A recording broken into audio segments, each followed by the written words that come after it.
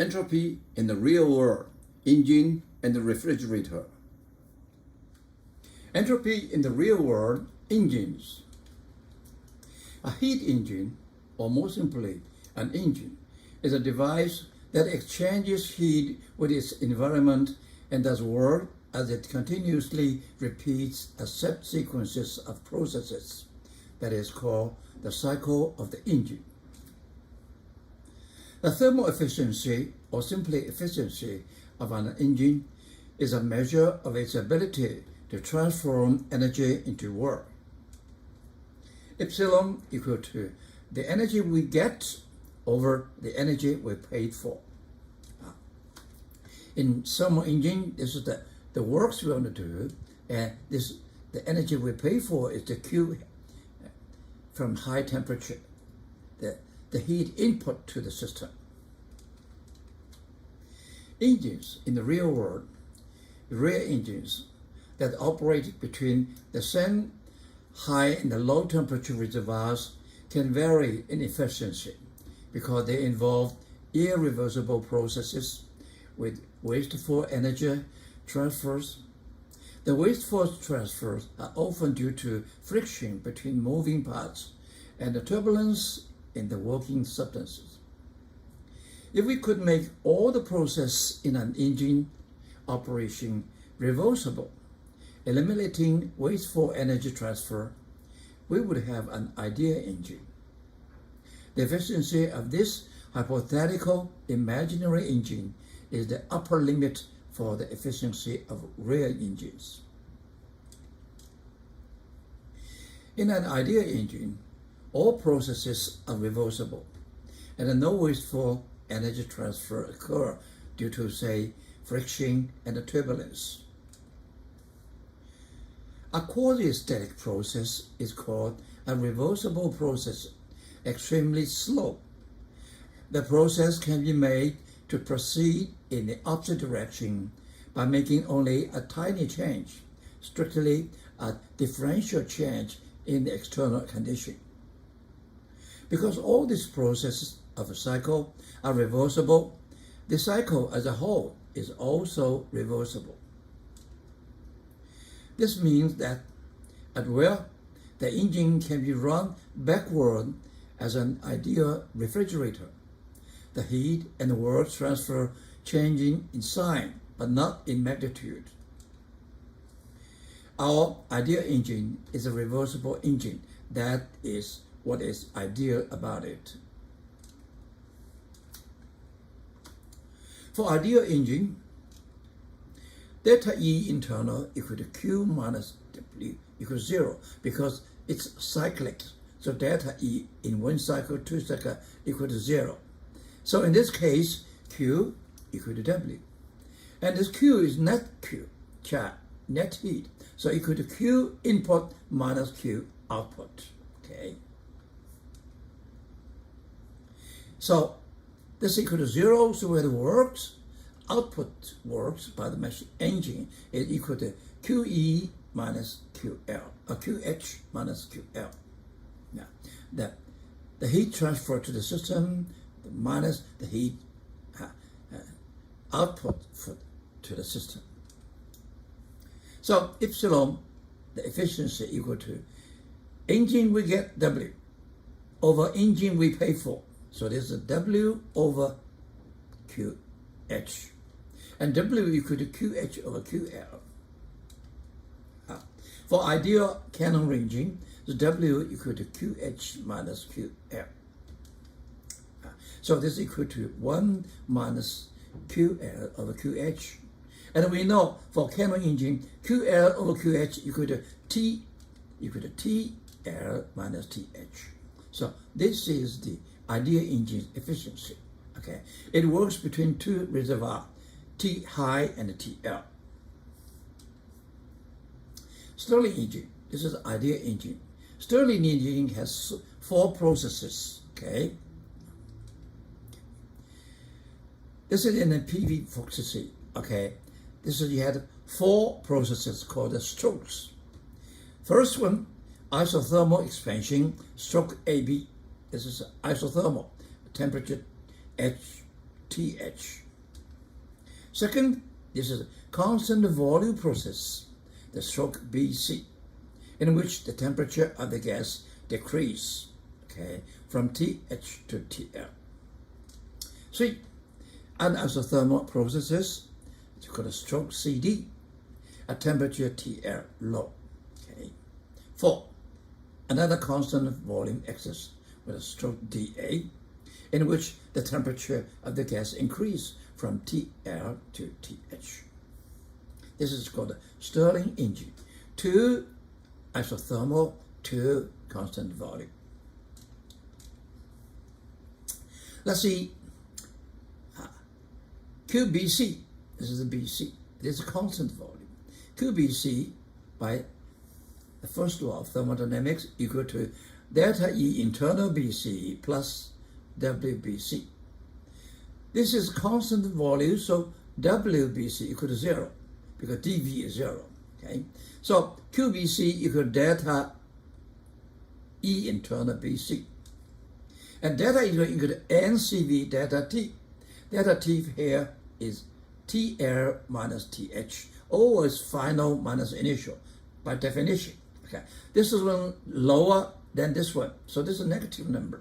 Okay, this is out. And we look at this one, QDA. The same thing, this is a constant volume process. So work WDA is 0. So QDA equal to delta E into equal to delta E. What is it? This is equal to NCV TH minus TL. And we find out QBC equal to minus QDA. This is a just opposite sign. So the sum of them is 0. Then we look at the QAB, or Q low. The Q low, this is isothermal, okay? Thermal. So this is delta E equal to 0. The equal to works CD. And that works at constant temperature is equal to nRTL log VD over VC. And we look at this one, QH. Yes, same thing, because this is isothermal process equal to, okay, WAD equal to nRTH log, this is a VB over VA, okay, VB, look.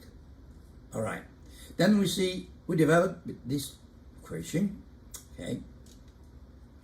This is the absolute number, this is minus number, because VD, okay, VD is smaller than VC, so this is smaller than 1, this is negative number, okay. We divide this one, we find this is one, you cancel out, okay, I don't call it, and this is one, it's the same thing, we can cancel out, okay, let's get QL be divided by QH equal to TL over TH, okay, yeah. So in this way, we get it's the efficiency of the engine equal to 1 minus QL over QH equal to 1 minus TL over TH. Okay.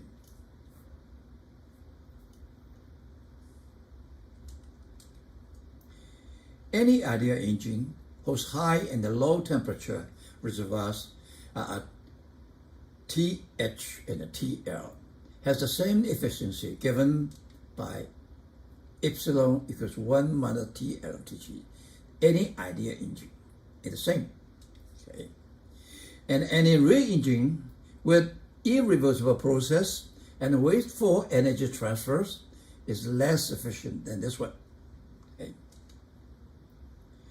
As a car engine theoretically can reach 55%, but actually it's 25%. Okay. And the nuclear power has efficient 40% and actually it's 30%. Sample.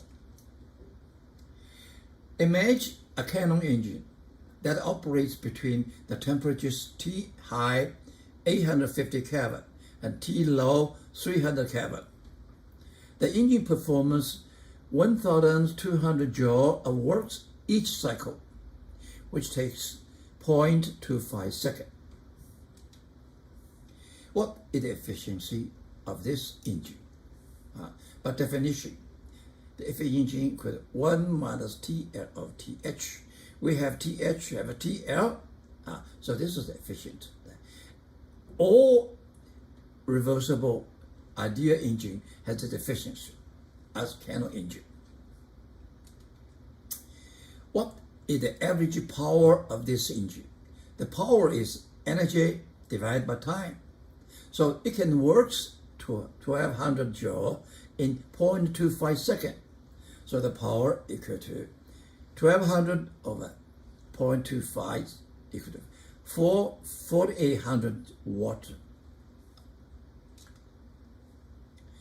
Question C. How much energy QH is extracted as heat from the high temperature reservoir every cycle? Now, we have definition. Q equal to W over E, because E equal to W over Q. Okay, this is a QH we want to find. We know W, 1200 thousandths.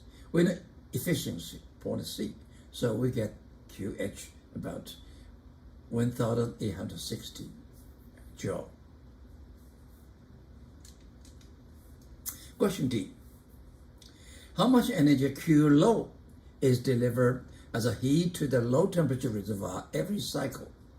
That's very easy. We know this one. This is a QL equal to QH minus W. We have a QH, we have W, we get a QL.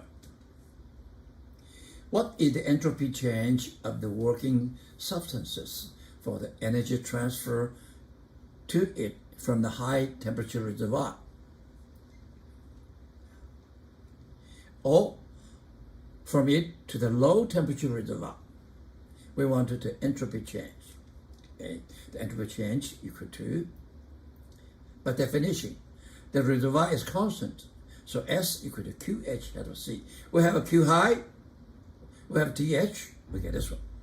Same thing for S low. A low temperature reservoir, it output the O negative. It output, this is negative to this one. So it's equal to minus 600 over 300. So we put together 0. Sample. An inventor claims to have constructed an engine that has an efficiency of 75% when operated between the boiling and the freezing point of water. Is this possible? Now we see you have two temperature. Boiling temperature, water, 100 Celsius, and freezing is 0% Celsius, okay? So the efficiency, you can find it, equal to 1 minus TL over TH. TL is 0 plus 373. T high is 100 plus 23. You get efficiency 27%. That means ideal engine works between these 2 points of temperature. The efficiency is 27. And the rear engine must be lower than this one. And this case 25, so it's impossible. Okay, it's impossible. Perfect engine. We know that engine, rear engine, we absorb heat, we do work, and we export the heat too. One that converts heat H high from high temperature reservoir directed to work W with 100% efficiency. This is called a perfect engine. Okay? Such a perfect engine is only a dream. In respect of the equation efficiency, you want this one becoming 1. The conclusion, O T low is 0, O TH is infinitive.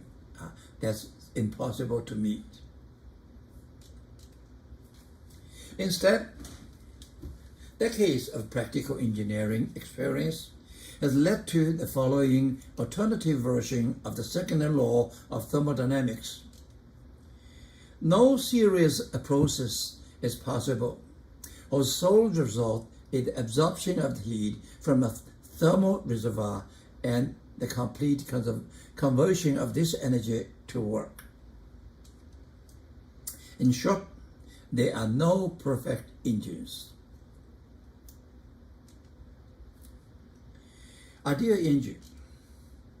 We know ideal engine total delta S equal to 0 because it is reversible.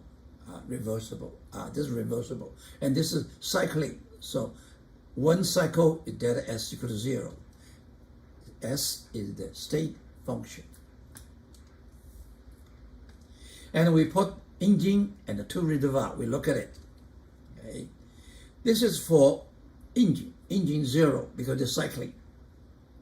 And we look at two reservoir. Okay.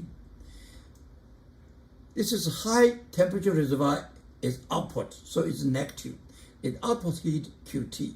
It is temperature constant TH. So this is a delta S for high temperature reservoir. And the low temperature reservoir, he absorbs heat. So this is EQL over TL. Okay. So we proceed together, we get delta S total equal to 0. This ideal engine. Entropy in the real world, refrigerators. A refrigerator is a device that uses work to transfer thermal energy from a low temperature reservoir to a higher temperature reservoir, as it continuously repeats a set of sequence of processes. If we assume that the processes involved in the refrigerator's operation are reversible, then we have an ideal refrigerator. Such a hypothetical refrigerator is just a hypothetically ideal engine operated in reverse. In an ideal refrigerator, all processes are reversible and no wasteful energy transfers occur due to, say, friction and turbulence. As a measure of the efficiency of a refrigerator, then a reasonable definition is K equal to what we want and what we paid for. What we want is the heat from the low temperature 8, okay? And what we pay is the works we do, okay? And then the K, we'll call it coefficient of performance. If the refrigerator is ideal, the first law of thermodynamics gives W equals QH minus QL, where QH is the magnitude of energy transfer as a heat to the high temperature reservoir. Okay. The above equation then becomes W equal to QH minus QL. Okay. And equal to TL over TH minus TL, because we know the rotation. QH over TH equal to QL over TL. So we can from here go this way. Okay. The K is around 2.5 for family air conditioner and is about 5 for the business refrigerator.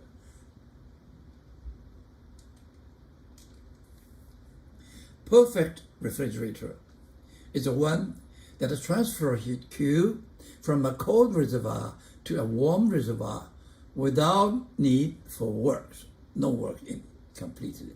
Can we do that? Definitely not, okay? Because the unit operates in a circle, the entropy of the working substances does not change during a complete circle. Okay. So delta S substance equal to 0. Okay. And we see the low, delta S for the low temperature reservoir equal to minus Q over TL. What is minus? Because the heat from output from the low temperature reservoir. And the delta S high temperature reservoir, it absorbs heat. So it is a Q over TH. Okay? When we put them together, it should be larger than 0 or equal to 0 because the second law of thermodynamics. Okay, so that's a total equal to this one plus this one. And we see this one, this is smaller, so this is bigger.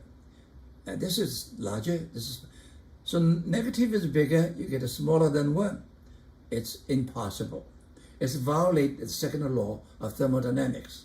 So that means perfect refrigerator is not okay. The net change in entropy per cycle for the closed system refrigerator plus reservoir is negative, because such a decreased entropy violates the second law of thermodynamics. A perfect refrigerator does not exist. This result leads us to another equivalent formulation of the second law of thermodynamics. No series process is possible whose sole result is the transfer of heat from a reservoir at a given temperature to a reservoir at a higher temperature. In short, there are no perfect refrigerator. The efficiency of real engines. Let epsilon C be the efficiency of a Carnot engine operating between two given temperatures. This is an ideal engine, okay? No real engine operating between these temperatures can have an efficiency greater than epsilon C. If it could, the engine could violate the second law of thermodynamics. And we check it. This is an engine, okay? X, okay? Suppose efficiency is larger than Carnot engine. This is a Carnot engine, okay? Well, assuming the efficiency X is larger than this one, then we connect this one. Let's couple the engine X to a Carnot refrigerator and adjust so that the work it requires per cycle is just equal that provided by the engine X. Okay. Thus, no external work is performed on or by the combination of engine and the refrigerator. Become this one, which we take as our system. Then we say, this is the efficiency of this one. Work what we pay, get what we pay, okay, from this one. HQ high prime. And this efficiency, suppose larger than efficiency of a Carnot engine, okay? This is works of H high, H high, okay? This one, okay? This one. Then we see from here, we see QH prime is smaller than this one, because this is larger, this is smaller, right? And we see that one, QH minus QL equal to W, the work done from here, okay? And this equal to this one, QH prime minus W prime. So let's rearrange this equation. We get the QH, this is a QH, minus QH prime minus this one, okay, equal to QL minus QL prime, okay, this one, okay, up, okay. If it's positive, this is up. If negative, is down. And we find out because QH larger than QH prime, so this is larger than 0. Okay? Yeah. This what is this? Okay. This shows that the net effect of engine X and the Carnot refrigerator working in combination is to transfer energy Q as heat from a low temperature reservoir to a high temperature reservoir without requirement of work. Thus, the combination acts like the perfect refrigerator, whose existence is a violation of the second law of thermodynamics. Is it impossible?